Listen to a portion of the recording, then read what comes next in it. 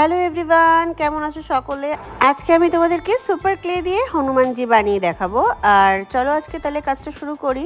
প্রথমেই দেখতে পাচ্ছ আমি একটা বেস নিয়ে নিয়েছি। এটার বেসটা হচ্ছে একটা প্লাস্টিকের। তো তোমরা চাইলে এখানে কার্ডবোর্ড ইউজ করতে পারো। এই বেসটা নিয়ে নিলে তাহলে জিনিসটা তৈরি করতে সুন্দর হবে আর দেখতে বেশ ভালো লাগবে।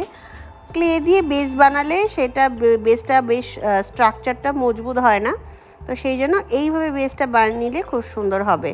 তো এবারে দেখো আমি হনুমানজির স্ট্রাকচারটা করছি। প্রথমে পা থেকে শুরু করব, নিচ থেকে যে কোনো স্ট্রাকচার শুরু করলে জিনিসটা ভালো হয়।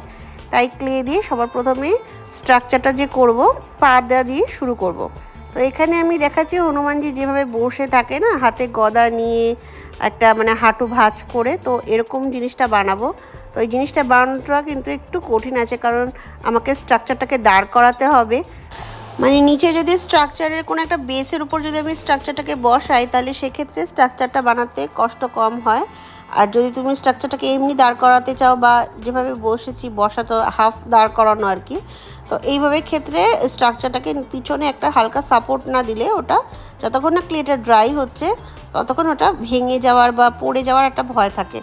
তো সেই জন্য একটা হালকা স্ট্রাকচারটাকে দাঁড় করানোর জন্য হালকা একটা টুথপিক বা কাঠি দিয়ে দিলে ওটা একটা স্ট্রেটভাবে দাঁড়াবে, একটা সাপোর্ট পাবে আর কি।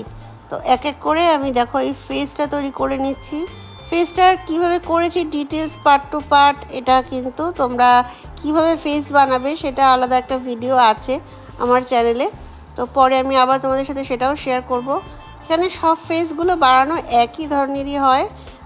তো চোখ করা, নাক করা সব কিছু একই, শুধু হনুমানজির মুখের কাজটা এখানে অল্প একটা লাল কালারের ক্লে নিয়ে এইভাবে দাগ কেটে দেবে, ছোট্ট করে টিপের মতো করে আগে বসিয়ে নিয়ে তারপরে দাগ কেটে দেবে, তাহলে কিন্তু ফেসটা রেডি হয়ে যাবে।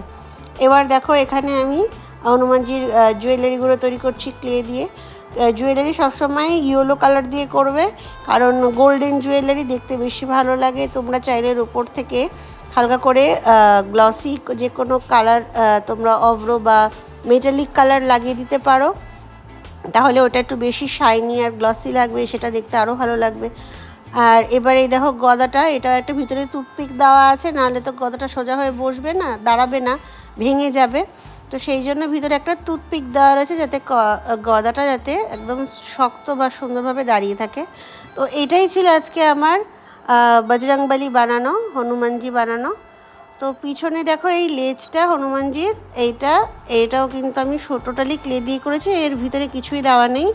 এটা ড্রাই হয়ে যাওয়ার পরে তারপরে আমি ক্লেটা অ্যাটাচ করেছি, তাই ক্লেটা একদম সুন্দরভাবে দাঁড়িয়ে রয়েছে। সো বন্ধুরা, আজকে বজরংবলী তোমাদের কেমন লাগলো সেটা অবশ্যই আমাকে কমেন্ট করে জানিও। এর অলরেডি শর্ট ভিডিও আছে, পারলে সেটাও দেখো, বন্ধুদের সাথে শেয়ার করো। খুব ভালো থেকো, টাটা, দেখা হচ্ছে।